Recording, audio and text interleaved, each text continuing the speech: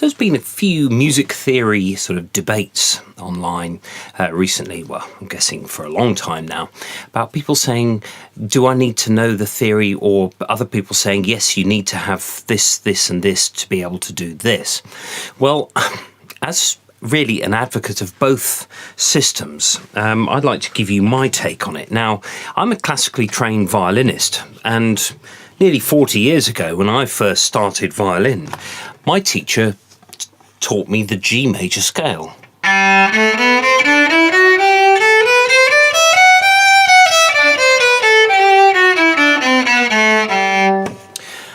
didn't know there was an F sharp in G major. It didn't matter at the time because my teacher just simply told me where to put my fingers on the fingerboard and to use these. Now, that's the thing. You don't really need to get really embroiled in the theory, because you can play a scale at 1,000,000 miles an hour. You know, you could play G major like this. But does it actually sound musical? Because you can play it really mechanically like this. Or you could play it with a degree of feeling.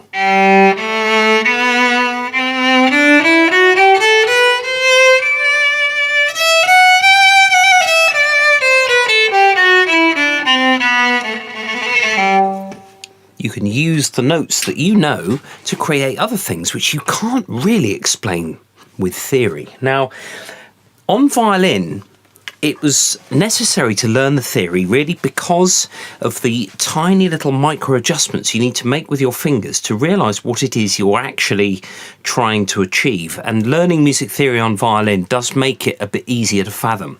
Now, on guitar, however, we have a grid system where G major is now this.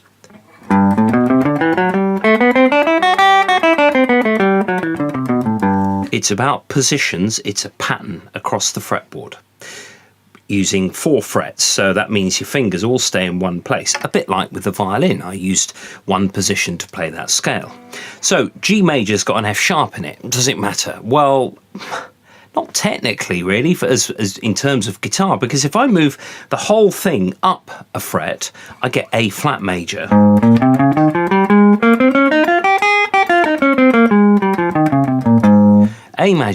A flat major has got 4 flats in its key signature.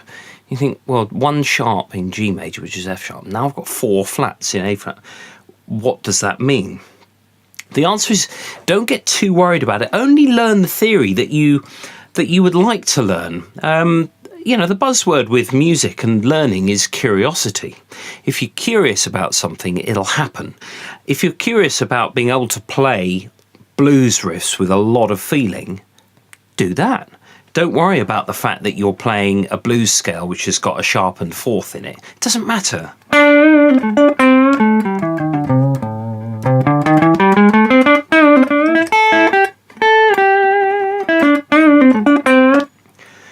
Learn from the people that you like listening to. Go online and have a look at some tabs, all that. So going back to that A flat major with 4 flats, if I move another stage, I get A major, which has got 3 sharps. And it can get really, really confusing. So what I'd recommend to all you guitarists out there is that you try tapping out a scale that you're playing on a keyboard instrument. The reason for that is that the keyboard is kind of music theory in a big diagram on a plate, really, and you can see where the black notes are, and they are the sharps and flats.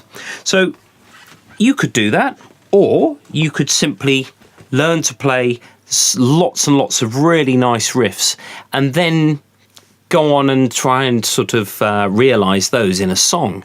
It's a bit like a vocation. This is a bit like a trade. Well, it is a trade. Music is a trade. But if you are an electrician or a plumber or something, you know, when you're an apprentice, your boss will tell you to do something. You won't necessarily know why you're doing it, but the boss will guide you through it. Say, right, put that cable into there and then tighten that up, move that cable over to there, and we need a switch in there. You do what your boss tells you to do. The theory And all of the other bits and pieces come afterwards, usually in the form of, written paperwork or exams or that sort of thing. And then things sort of slot nicely into place. And that's the good thing with music theory. I'm still learning. I've been doing music for 40 years nearly, and I'm still learning tricks and tips and little bits of music theory along the way. And it just makes it all the more fun because you realise there's no end to it. But you shouldn't try and learn everything for its own sake, because you can become sort of music theory minded over what your ears say. Blues scale. I mean, that just sounds a bit staid, whereas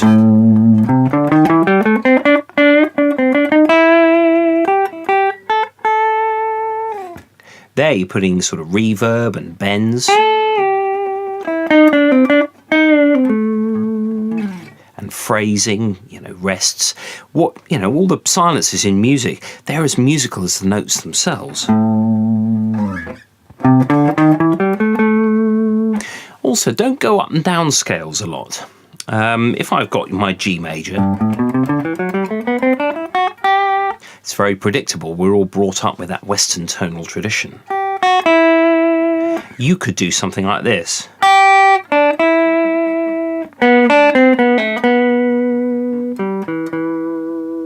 Just use some of the notes.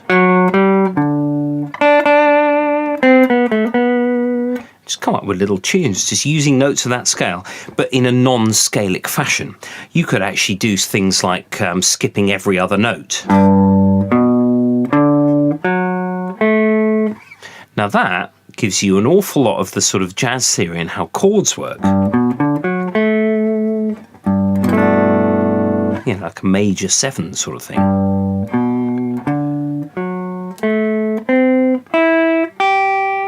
Eventually, if you skip one note every time, you get back to the root note, or the main note, G in this case. There we go. So I hope that gives you a sort of an insight into basic music theory and the fact that you don't need to know all your sort of Hyperlocrian and all your altered scales unless you really need to use them. There's no point in sitting there just playing scales endlessly day after day, because actually what it results in is a lot of confusion and a lot of, what am I going to play? And you're thinking in mathematical terms about what you're going to deliver, rather than for the song. If somebody's singing a song and you are playing a solo with that, you've got to think of the subject material. You've got to think, okay, this is a slow ballad, or it's a bit of country music, or it's, a classic rock song. You're not going to hear all this sort of jazzy stuff over Sweet Home Alabama, because it's not appropriate. Taking that in mind, Sweet Home Alabama's got 3 chords in it: D, C, and G, basically.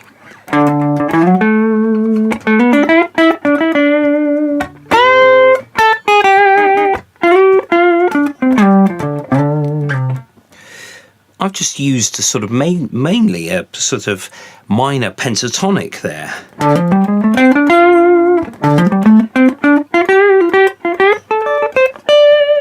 It won't sound any good with this.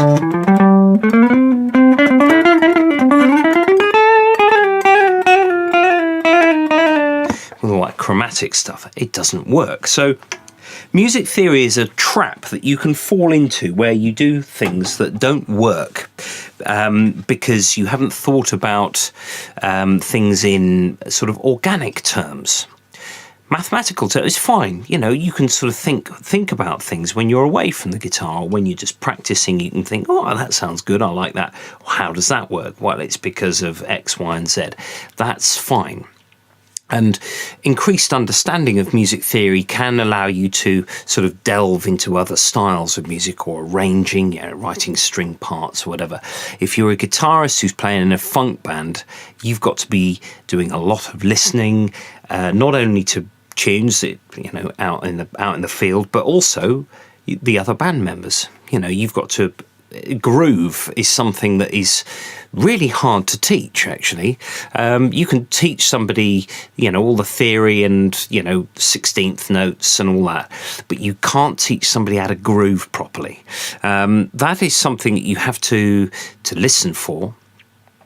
And you have to sort of work with other people in order to get that sort of groove to work.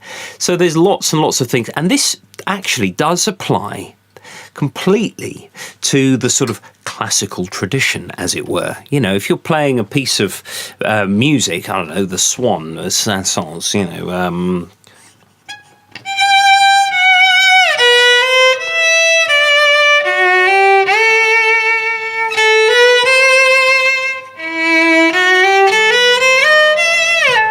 played badly, but you could do this.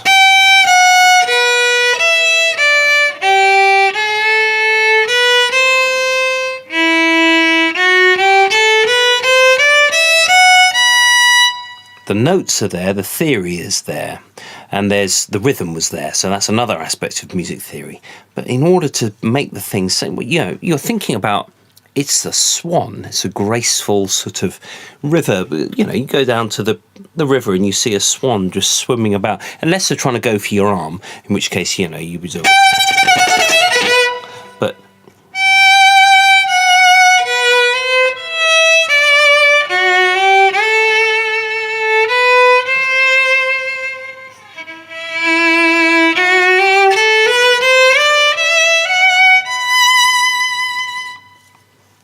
that's what you're trying to convey. You're trying to convey the idea of a graceful river bird.